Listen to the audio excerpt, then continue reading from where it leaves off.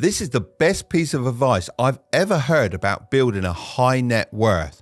It came from a millionaire I looked up to as a kid, and it stuck with me ever since. I was worrying that I'd never have enough money to afford the things that I'd always dreamed about having. His exact words to me were, "Don't worry about earning millions. Instead, focus on the first 100,000, because after that, your net worth will go crazy." I didn't fully understand him at the time, but I did what he said, and lo and behold, it worked. So why is the first 100k the hardest? Well, there are two main reasons for this. The first one is your earning power.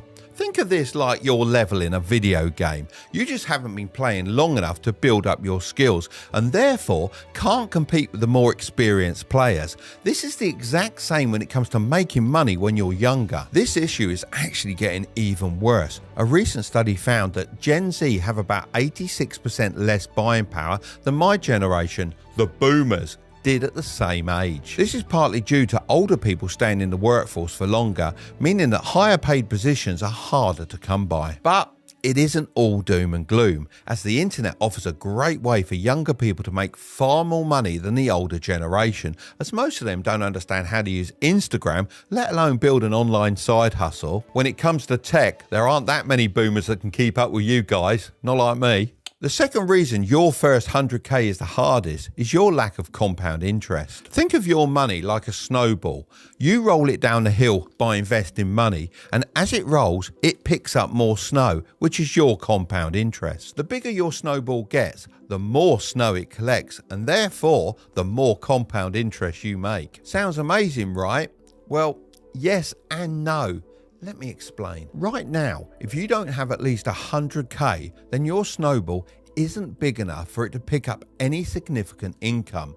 You essentially can't really benefit from compound interest. I mean, let's say you invest 10k in an S&P 500 index fund and get an average yearly return of 7%, which has historically been the amount investors can expect. After 5 years, your money will have grown from $10,000 into $14,176. That's 5 whole years to earn $4,176. That's why it's so hard to reach the first 100k. It's all about how much you can contribute to your investing pot rather than how much compound interest you're making. This means you're gonna have to make more money any way you can. Honestly, it was no different for me. I remember doing at least 3 different side hustles at the same time in order to earn enough money. Working this many hours and also resisting the urge to spend it on vacations and the latest designer clothes is really a killer, but trust me, it's worth it, as once you hit that first 100k, it's way easier to grow your money. So why does net worth go crazy after 100k? The answer? Because compound interest stops being lame and it actually starts to sound pretty unbelievable. Take a look at this chart. If you invest 10k annually with a 7% average yearly return, going from 0 to 100k will take 7.84 years. However, going from 100k to 200k will only take 5.1 years. So overall, it'll take 2.74 years less to make the second 100k compared to the first. That's 35% faster to make your second 100 grand than the first. And it gets even better. If we expand things, to go from 200k to 300k only takes 3.78 years. Then 300k to 400k takes 3 years. And 400k to $500,000 is only 2.5 years. We could keep going, but I think you get the idea. Just look at how the chart starts to go crazy, but it all happens after the first 100k. Getting that chunk of money as fast as possible is the key. Just think, if you can shave just a couple of years off how long it takes you to reach that 100k mark, how much quicker you'll become a millionaire. Once you get to this point, it's almost inevitable that you'll be wealthy if you just invest in a low-cost index fund. If all you wanted to do was save up this 100k and invest it in an S&P 500 index fund and never invest again, let's say I don't know, you completely forgot about the account, you would still become a millionaire within 33 years. That's how powerful compound interest is once you've made that first 100K. So how do you make your first 100K? Well, all you need to do is follow the growth method. I actually came up with this myself, and it helped me in those early days of wealth building. So hopefully it can help you too. The G stands for gain control of your finances. There's one way and one way only to gain control, and that's budgeting. Yep, I said it. Now don't get it twisted. Budgeting isn't a rulebook designed to stop you having fun. It's more like a guide which navigates you towards more informed choices. I'm not saying you have to be super frugal with your money, but you do need to understand the difference between your needs and your wants. The R stands for root your investments. Let's say you invest $250 a month in an S&P 500 index fund and get an average yearly return of 7%. In 40 years, you'll have 656K, but what's even more impressive is that 536K of this is from compound interest. In other words, you only have to put in 120K of it yourself. I know what you're probably thinking, that's all well and good, but by that time I'll be over 60 years old and dribbling into my dinner. I fully understand. That's why, if you can get this first 100K invested as soon as possible, then you'll do much better than this example. Now you're making some money, you need to focus on the O, which stands for optimize your tax management. It might sound fancy, but in reality, it's as simple as this. Avoid paying tax. Now, let me make something very clear. Tax avoidance is completely fine and something that smart people do.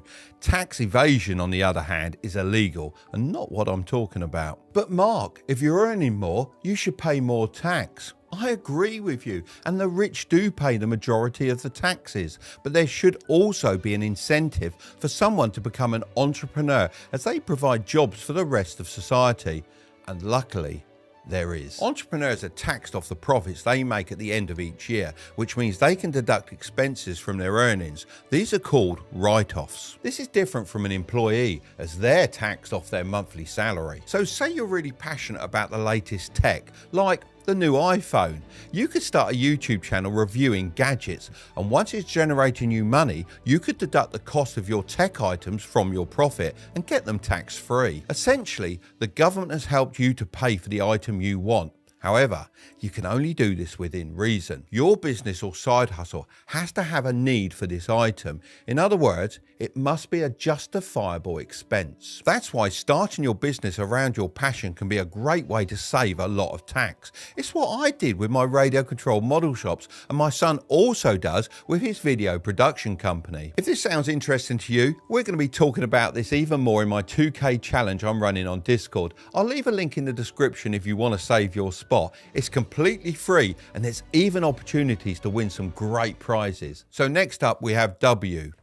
Weed out debts. Did you know the average American carries $21,800 of debt? So if you're in debt, then you're not alone. As soon as possible, list out all your debts and prioritize them based on their interest rates. So all the debts that you own with the highest interest rates are the ones you need to tackle first. This is the dark side of compound interest. If you don't understand it, then it can actually start to work against you. Think of it like the hot sun beating down on the snow you're trying to collect to make your first 100K. If you have too much debt melting it away, then you're never going to get to the stage where your money is working for you. So my advice for this one is to make tiny snowflake payments where possible, because every little helps. Don't give up though, because neglecting your debt will cause you a lot of stress in the future. So although it feels like you're losing money from the payments, think of it as an investment towards your first 100K. T stands for tap into additional streams